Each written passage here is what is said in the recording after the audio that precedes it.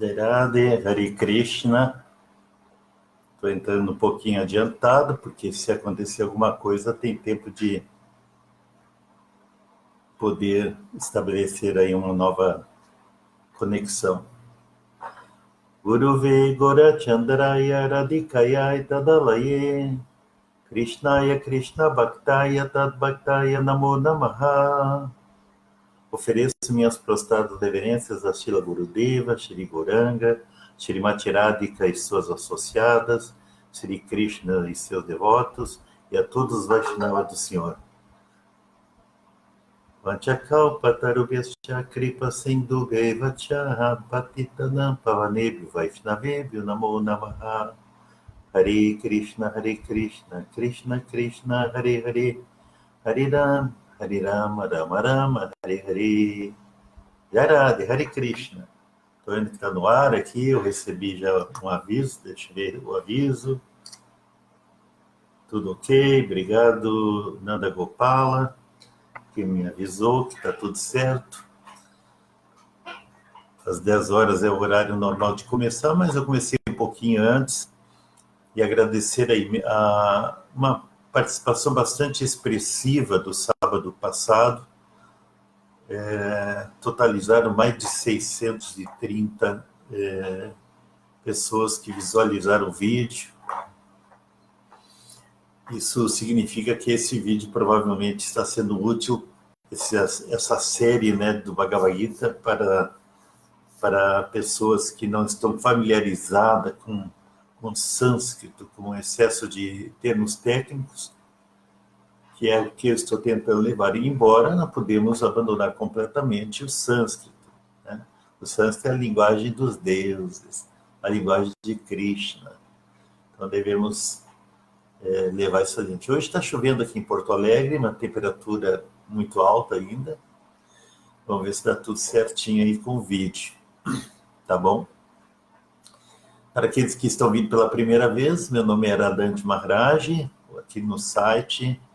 Tem também, esse vídeo será depois colocado também no YouTube, embora o YouTube esteja me penalizando e praticamente apagou o meu canal lá, né? Por uma atitude totalmente inexplicável, né? Não recebi explicação nenhuma. Mas isso não importa. O ser humano está envolvido o tempo todo com três tipos de misérias. Três tipos de misérias. Essas misérias estão a todo tempo, de uma forma ou de outra, a fustigar os seres humanos, as divas, as entidades vivas. A primeira dessas misérias é as misérias causadas pela vizinhança, por outras divas, sejam elas seres humanos, sejam elas animais, mosquitos, moscas, baratas e qualquer tipo de que mostre um comportamento inimigo para o ser. Essa é a primeira das misérias. Não é na ordem, mas é uma das misérias. A segunda miséria é a miséria da perturbação causada pelos semideuses. Excesso. Às vezes você pode morar num lugar que tem excesso de chuva, muita enchente, ou pode morar num lugar que tenha muito maremoto, muitos vulcões, muito frio muito rigoroso, com geleiras enormes nas ruas, ou excesso de calor, aquele calor que praticamente deixa todo mundo sem movimentação alguma, sofrendo.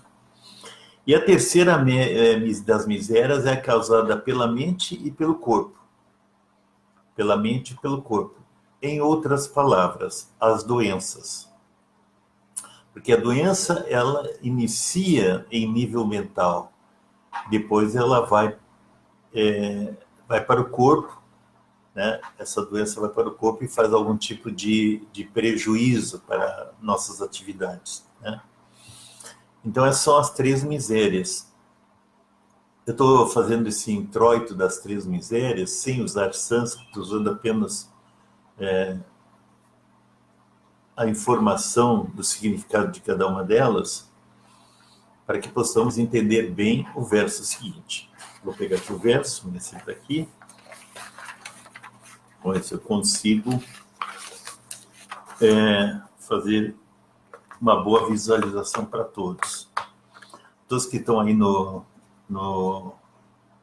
lateral ou na parte de baixo do vídeo, participando e falando, agradeço muito a disposição de ficar aqui escutando. Vamos ver se eu consigo.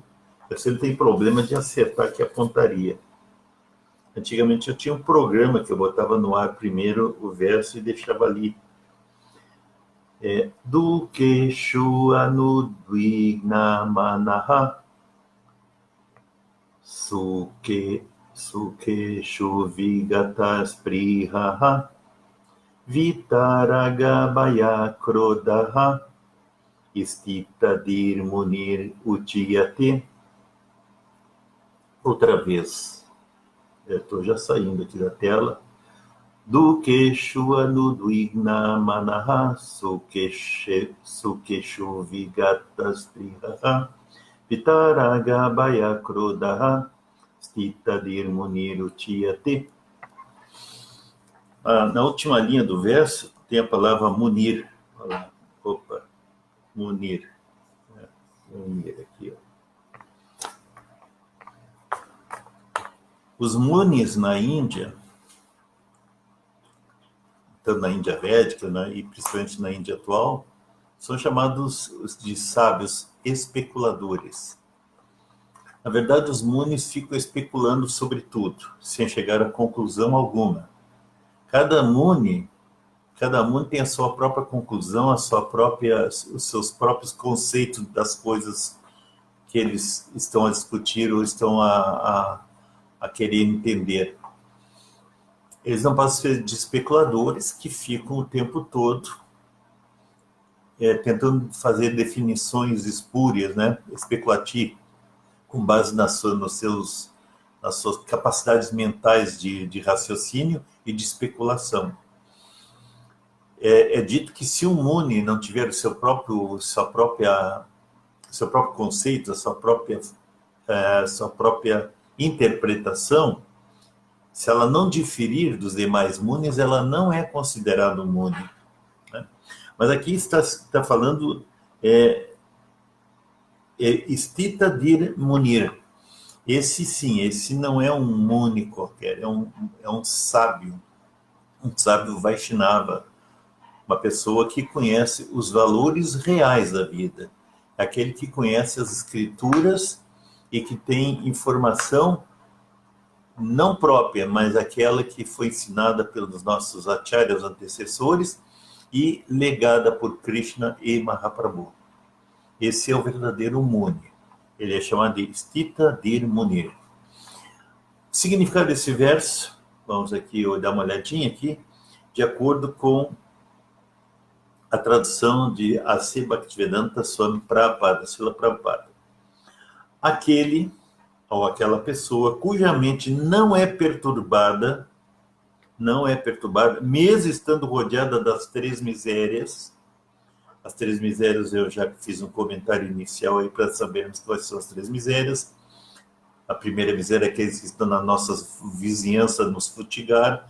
A segunda miséria são aquelas dos semideus relacionados com o clima, com as atividades do planeta, como chuva, tempestade, neve, etc. Isso tudo é controlado por semideuses. E a terceira é a miséria da mente e do corpo. Da mente, que somatiza e vai para o corpo em forma de doença. Então, aquele cuja mente, seguindo a tradução do verso, recomeçando, aquele cuja mente não é perturbada, mesmo estando rodeado das três classes de misérias, e nem se exalta quando há felicidade, e que está livre do apego, do medo e da ira, é chamado de um sábio de mente estável, um Stita dir Munir. um sábio de mente estável. Veja que nessa tradução, nesse verso, há muitas coisas que estão sendo focalizadas. As três misérias, né? A felicidade, os momentos de felicidade e de infelicidade, o apego, o medo e a ira, raiva, o ódio, né? Que, aliás, se vê bastante hoje em dia, aqui especialmente no Brasil, mas em muitas nações também. Mas aqui no Brasil, onde nós estamos, isso é bem evidente. As pessoas estão numa posição, odeiam o que estão em posição contrária. Isso não é próprio de uma pessoa sábia. Uma pessoa sábia, ela é humilde, né? Ela é tolerante com todos, respeita todas as pessoas. Esses são os 3 itens que Mahaprabhu nos legou e que é o que nos coloca em condições mínimas para iniciar o canto dos santos nomes. O cantar dos santos nomes é o maior dos remédios para essa era de hipocrisia, de maldade, de guerras, de lutas, disputas, e, portanto, de muita infelicidade, é o cantar dos santos nomes. Né? Ali atrás de mim, como sempre eu erro a pontaria, né? Aqui, aqui. A gente olha para a tela está invertida, né? Ali está a minha japa, junto com a minha danda. Repetindo a tradução, aquele cuja mente, veja que a mente está sempre envolvida e tem que estar sob controle. Nós não podemos controlar a mente com métodos especulativos de pessoas que estão até fazendo cursos e cobrando preços altíssimos para ensinar você a controlar a mente. Não há controle de mente nesses cursos, né? Não tem como controlar a mente assim. A mente é controlada pelo mantra recebido pelo mestre espiritual. Um mantra, não aquele mantra que você lê na internet. Quando você lê na internet ou recebe de forma... ele passa a ser apenas uma sombra. Ele faz um efeito, mas é como uma sombra. Os efeitos da sombra são muito pequenos. Se você faz movimento com o braço, a sombra faz um movimento com o braço. Mas não passa disso. Então, é um efeito muito pequeno. Então, o mantra tem que ser ponderizado. Tem que ter poder. Não sei se essa palavra existe, mas acho que é power, né? Tem que ser colocado com o mestre espiritual descendendo o mantra até sua japa. Existe toda uma forma de fazer isso que só o mestre espiritual pode fazer. Bom, o mantra, então, ele é man, vamos levar a tradução de mantra. Man é mente e tra é liberar. É um som que libera nossas mentes da contaminação de todo tipo. E o Mahamantra libera de todas as contaminações e purifica o nosso coração. Então, aquele cuja mente não é perturbada, mesmo estando rodeada das 3 misérias, que nós já comentamos, as 3 misérias não são pouca coisa, para pessoas que moram em locais extremamente secos, áridos, outras que moram em lugares gélidos e tem sofrimentos muito grandes com isso. Não é fácil viver assim em temperaturas extremas. É muito fácil viver numa cidade grande, com ar-condicionado, essas coisas todas. Bom, e nem se exalta quando há felicidade. Tem pessoas que quando aparece algum tipo de evento, algum tipo de acontecimento que lhe deixa feliz, ela acha que isso é uma realização muito grande. Na verdade, a felicidade é o opositor da infelicidade, do distúrbio, que vai em seguida aparecer. Até mesmo as pessoas comuns costumam dizer que não existe felicidade. Desculpe, o que existe é momentos de felicidade. Eu ouço essa frase desde que eu sou criança. Não existe felicidade no plano material. Não há como haver felicidade transcendental pleno aqui no plano material. O que existe é uma ilusão muito grande. Você se ilude com certas coisas que aparentemente vão lhe deixar feliz, mas vão lhe deixar somente feliz até a próxima conquista. Tem que ser uma conquista atrás da outra. Conquistar um emprego, conquistar um carro, conquistar uma casa própria, conquistar uma família feliz, e assim a pessoa corre a vida toda de conquista em conquista e de frustração em frustração. Esse é o plano material. Então ela não se exalta quando há felicidade e que está livre do apego. Apego não significa ter as coisas. Apego significa achar que aquelas coisas são tão importantes que sem ela não há como viver. Ou, se alguém lhe subtrai essa coisa, você entra num processo de infelicidade muito grande. Eu me lembro que, certa vez, no outro bairro aqui da cidade de Porto Alegre, nós tínhamos uma sala e aos sábados de manhã, como agora, né? Às sábados de manhã fazíamos o que eu estou fazendo aqui, só que é ao vivo.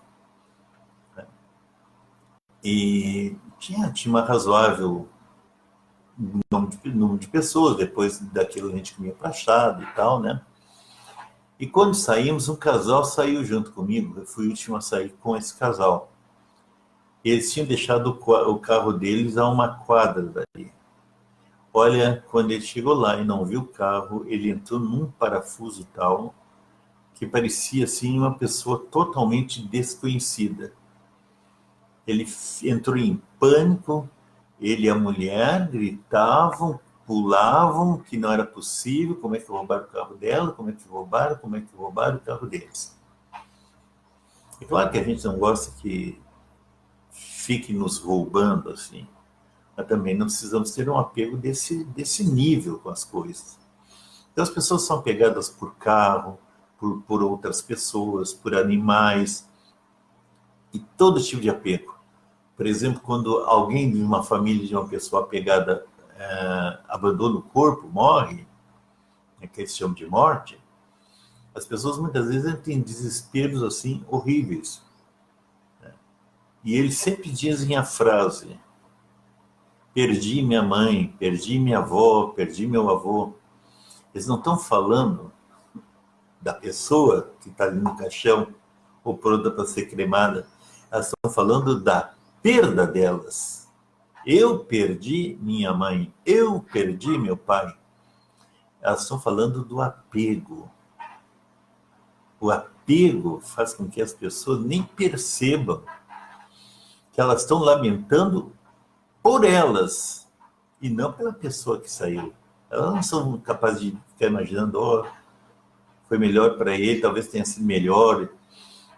É normal, a pessoa nasce e a qualquer momento pode voltar, pode sair daqui, a qualquer momento. Claro que existe a lógica da velhice. Os mais velhos estão mais próximos da morte, quando ultrapassam a juventude e a idade adulta. Mas isso não é a ordem natural das coisas. Isso é uma das ordens das coisas. Outra ordem é a pessoa vir aqui, tem que passar 6 meses aqui por algum motivo e criar um sofrimento por outro motivo às pessoas que estão apegadas a ela. Isso chama-se karma. Então, o apego é a parte mais difícil de resolver as nossas lamentações. Nós temos que aprender, não é ser indiferente a tudo. Podemos amar as pessoas, mas amar não significa ser dono delas. Podemos amar os animais, mas não significa ser donos dos animais. Mas o nosso amor tem que ser transferido sempre para Krishna, para Deus. Quando você coloca Deus como centro dos seus apegos, digamos assim, todas as outras coisas serão automaticamente amadas. Nós temos que colocar o nosso objetivo é Krishna Prema, é buscar o amor perfeito por Deus. E por isso temos que servi-lo. Se nós não, como aquele que a gente ama, a gente serve. Isso se vê no mundo material, o namorado quer servir a namorada quer servir o namorado, o esposo quer servir a esposa quer servir o esposo, a mãe quer servir os filhos, e assim todos estão servindo uns aos outros, neste amor mundano. A mesma coisa para Deus, temos que servi-lo. Temos que servi-lo de acordo com as instruções do mestre espiritual. Não adianta fazer serviço por conta própria. Eu me lembro de uma conversa que Srila Bhakti-Rakshaka Siridhara Deva Goswami Maharaj, Guru Maharaj, meu paranguru, que estava conversando com um grupo de devotos que foi à Índia visitá-lo. Ele estava bastante doente já, né? Então recebeu no quarto, meio na cama. Cada um começou a se vangloriar do que estavam fazendo. Eu abri um espaço, eu abri um templo, eu abri isso. Ele perguntou, eu pedi isso para vocês?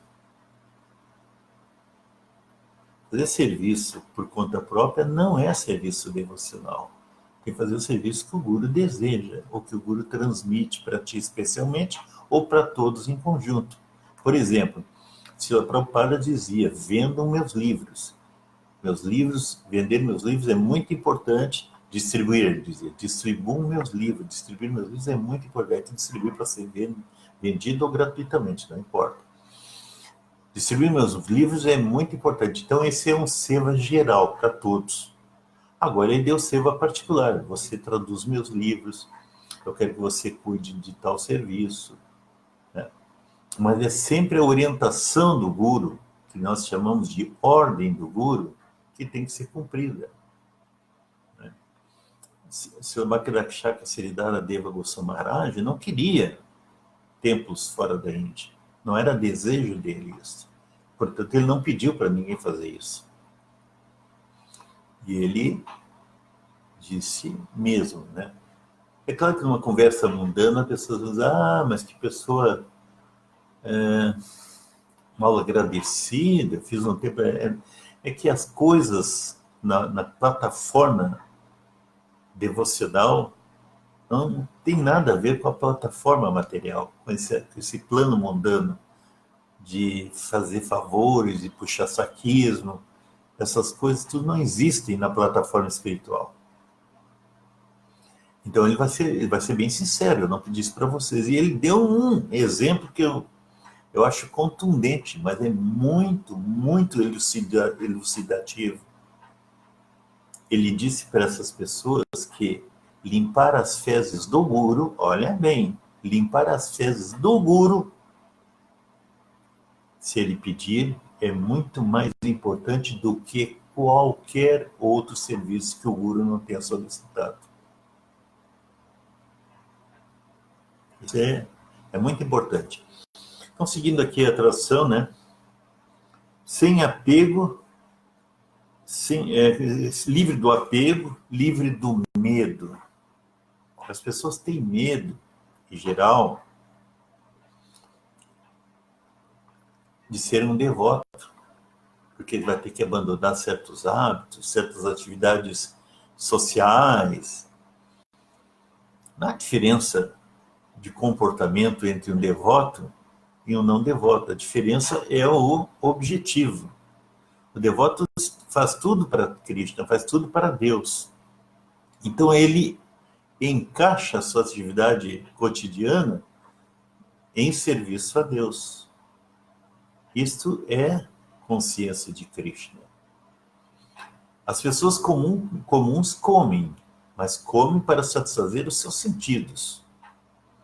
Os devotos de Krishna comem as sobras, porque ele oferece a comida para Deus, oferece a comida para Krishna. E o resto é chamado as sobras de Deus. O pessoal aqui no Brasil gosta muito tem uma palavra espanhola, os remanescentes, né? Os remanentes, perdão. Os remanentes. Mas eu não vejo por que usar espanholismo. São os restos, as sobras que nós nos alimentamos. E esse alimento, além de satisfazer o nosso corpo que está precisando de alimentação, ele também vai nutrir, sobretudo vai nutrir a nossa consciência espiritual. Ela vai começar também a trabalhar. Quando você começa a comer prachada, ou os restos, você também vai alimentar o seu lado espiritual. Portanto, qualquer atividade que nós fazemos, nós podemos encaixá-las numa consciência espiritual elevada, consciência de Krishna. Seguindo o verso aqui, e da ira. Quer dizer, aquele que está livre do apego, do medo e da ira. Ira, raiva, ódio. Se alguém escreve amarelo na internet hoje em dia, em qualquer lugar, vai vir um monte de gente, não, é verde, que amarelo nada, é azul, você é um débil mental, um idiota, amarelo não. E assim as pessoas são em todos os níveis. A covardia que amparada pelas redes, as tais de redes sociais, faz as pessoas mostrar o que elas realmente são. Né? O atraso espiritual é muito grande. Você não precisa lá fazer nenhum tipo de observação no que uma pessoa está a dizer, se ela não está dizendo coisas que lhe interessam e que são está envolvida com suas atividades cotidianas, ou com seus desejos, ou com as suas alegrias ou tristezas. Não precisa ela falar coisas. Para que xingar as pessoas? Só para dizer que você xingou? Isso é uma fomentação de ódio, de ira. E a ira começa em todos os níveis, até o ponto máximo, que é a guerra. Uma guerra. Há mais guerras no mundo atualmente do que se possa imaginar. Se você não acredita nisso, vá lá no Google e escreve: quais são as guerras que há no momento no mundo? Você vai ver que haverá milhares de páginas. Até na Índia tem uma guerra lá no norte da Índia. Há anos. Lá perto dos Himalaias, na fronteira com a Afeganistão. Né? Então, esses três itens aqui, apego, medo e ira, né? Quem está livre disso é chamado de Stita Dhira Munir. Stita Dhira Munir. Stita Dhira Munir. Um sábio realizado, um verdadeiro sábio. Não um falso sábio. Não uma pessoa que está se colocando na posição de sábio sem ser.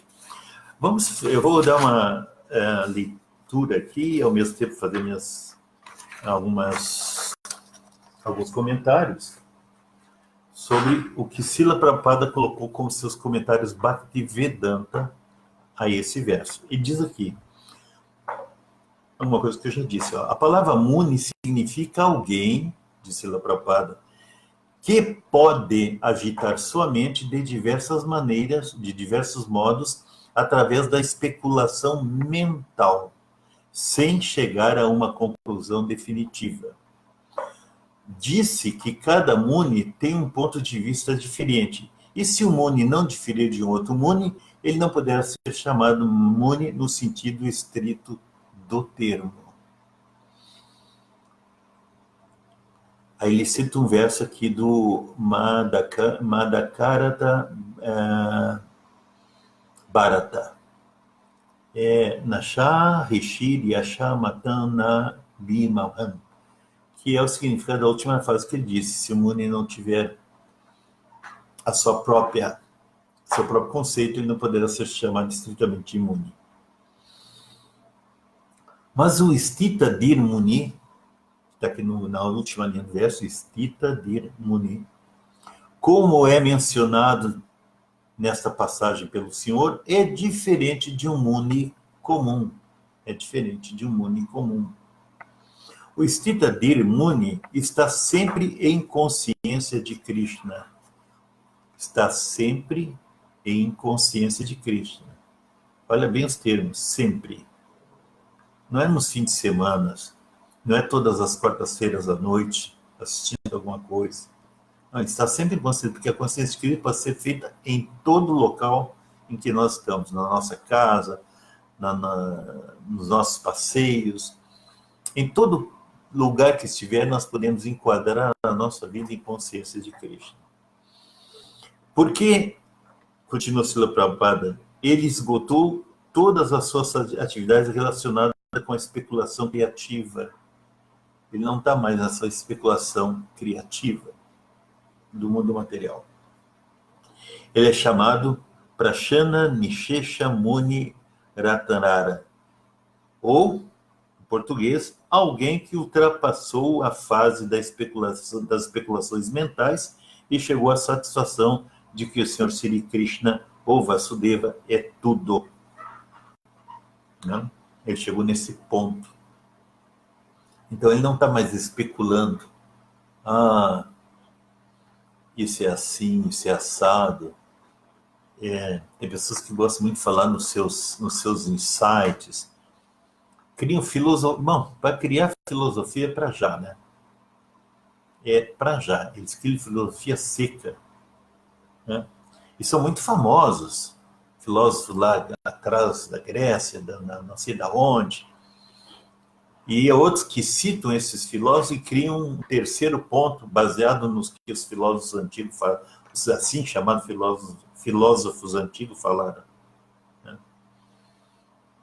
E são as pessoas que estão todo o tempo num nível maior, digamos assim, entre aspas, no mundo material, num nível superior, criando filosofias, pensamentos.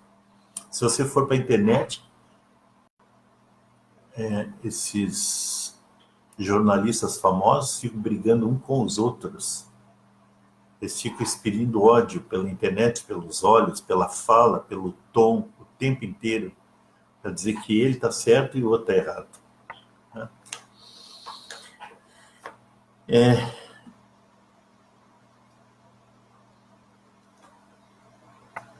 Aí, para poder dizer, ele é chamado um Muni cuja mente é fixa. Mente fixa, ele não fica com a mente para todos os lados. Tal pessoa, em plena consciência de Krishna, não se deixa perturbar em absoluto pelas investidas das 3 classes de misérias. As misérias que nós falamos, que elas estão aí todo o tempo. Todo o tempo. Né? E às vezes a pessoa está morando no paraíso e de repente o paraíso vem abaixo. Vem um furacão, acaba com tudo. Pois ele aceita todas as misérias como misericórdia do Senhor e considera-se merecedora de ainda mais sofrimentos devido às suas más ações passadas. Então ele acha que é uma... Porque quando vem uma miséria, né, nós recebemos o retorno das nossas coisas estúpidas que fizemos em vidas passadas. Isso é uma misericórdia. Nós zeramos esse problema. Pronto. Quase morri sufocado na neve, mas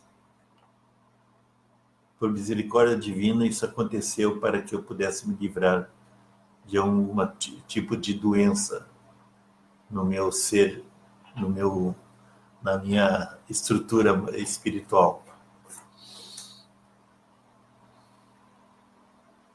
Do mesmo modo, quando se vê que suas misérias são reduzidas no mínimo pela graça do Senhor, quer dizer, ele vai ver que as misérias, a pessoa que mora num lugar que não acontece as misérias, pela graça do Senhor ele nasceu nesses locais e não tem essas misérias a fustigá-los o tempo inteiro. Você pode morar num lugar que a temperatura seja agradável, as estações sejam agradáveis. Isso é um é um bálsamo para o ser. E se estamos nessa posição, estamos aí, é pela graça de Krishna, porque nós já passamos por essas misérias e agora estamos nos redimidos, digamos assim, das atrocidades e tolices que fizemos no passado.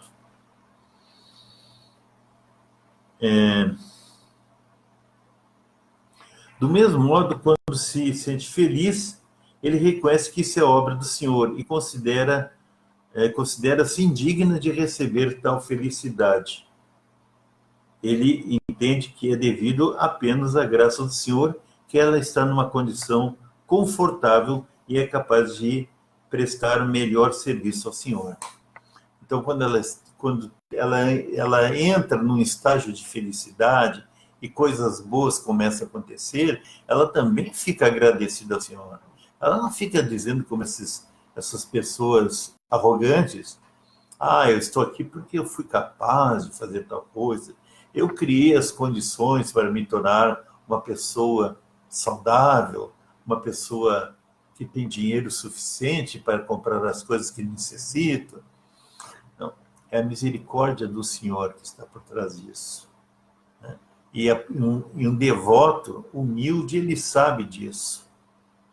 E ele reconhece que é por graça divina que ele recebe as facilidades para prestar um serviço melhor ao Senhor. Porque quando recebemos as facilidades, é para prestar melhor serviço, mais produtivo, mais intenso à suprema personalidade de Deus, a Krishna. Né? Em prol do serviço ao Senhor, ela é sempre ousada e ativa. Não se influencia por apego ou aversão. A frase está completamente clara. Né? Em prol do serviço ao Senhor, ela é sempre ousada e ativa e não se influencia por apego ou por aversão. A pessoa que começa a fazer as coisas e começa a ficar em bom serviço ao Senhor, ela também não pode pensar nisso com apego. Eu sou a causa disso. Né? O meu serviço, o meu esforço foram brilhantes, por isso está saindo bem. Ela não pode ter esse apego de achar que ela é, né, a causa de tudo. Ishvara Parama Krishna. Krishna é a causa de todas as causas. Apego significa aceitar as coisas para o prazer dos próprios sentidos, e desapego é a ausência do apego, desse apego sensual. Quando você se apega às coisas para seus próprios prazeres, está na plataforma da sensualidade. Quando você se apega a tudo que vai lhe dar algum tipo de prazer, seja usando todos os sentidos.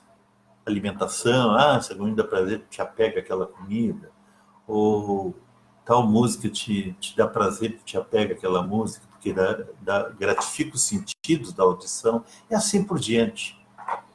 Então, olha a frase novamente aqui de Srila Prabhupada. Apego significa aceitar as coisas para o prazer dos próprios sentidos. Isso é apego. Você é apegado a uma coisa porque você se sente feliz, porque os teus sentidos ficam gratificados com isso. Né? E desapego é a ausência desse apego sensual. Quando você não tem esse apego sensual, porque ele está relacionado com sensualidade, né? Isso mais tarde a gente vai ver de forma mais profunda, né? Você, quando se desapega, você não fica tendo esse prazer especial para si. Você só se sente feliz porque você está vendo que está fazendo um serviço para Krishna. Você está olhando Krishna e não o que você está fazendo.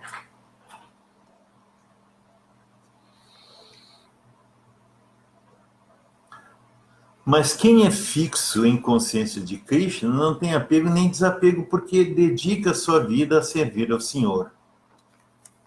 Portanto, ela não fica nem um pouco zangada, a pessoa, né? Mesmo quando seus esforços não são bem-sucedidos.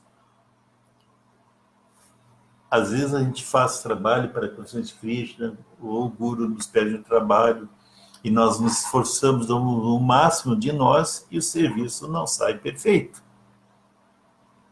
Não devemos nos sentir infelizes por isso, porque a nossa parte era fazer o serviço, e isso nós fizemos. E fazer com dedicação e com consciência de que você está servindo a pessoa suprema. Essa é a nossa atitude. O resultado, se sair bom ou não sair bom, pertence a Deus, pertence a Krishna. Tem até um ditado, o resultado a Deus pertence, aqui em português. Eu acredito que tem em todas as línguas esse ditado, esse dito popular, né? Portanto, ela não fica nem um pouco zangada, nem mesmo quando os esforços não são bem-sucedidos. Ocorra sucesso ou fracasso, quem é consciente de Krishna está sempre fixo em sua determinação.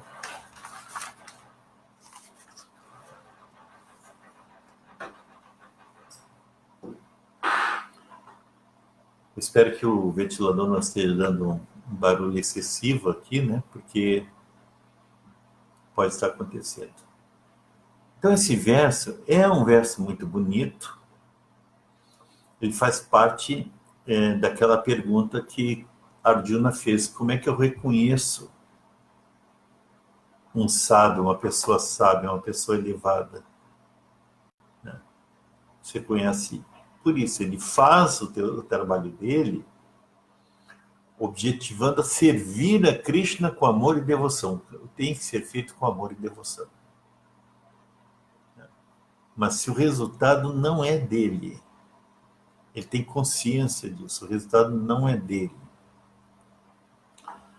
Hoje a gente vê muito pela internet a arrogância das pessoas em geral, achar que o resultado de tal e tal empreendimento dependeu dos esforços deles. Hoje ele está feliz, amanhã ele estará infeliz de alguma maneira. Pode ter certeza disso. Pense nisso. Sábado que vem tem mais. Sempre às 10 horas. Fico muito grato porque todos são muito fiéis vindo aqui e assistindo os vídeos.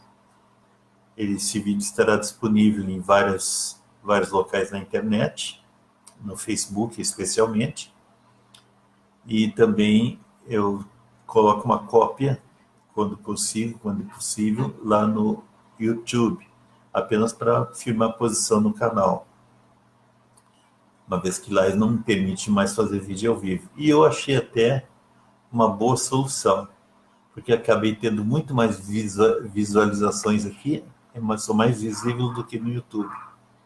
A única diferença é que eu acho que o Facebook não tem um local onde os vídeos fiquem todos alojados e as pessoas possam fazer busca e encontrar um vídeo ou por uma pessoa que faça o vídeo ou por um assunto específico, né?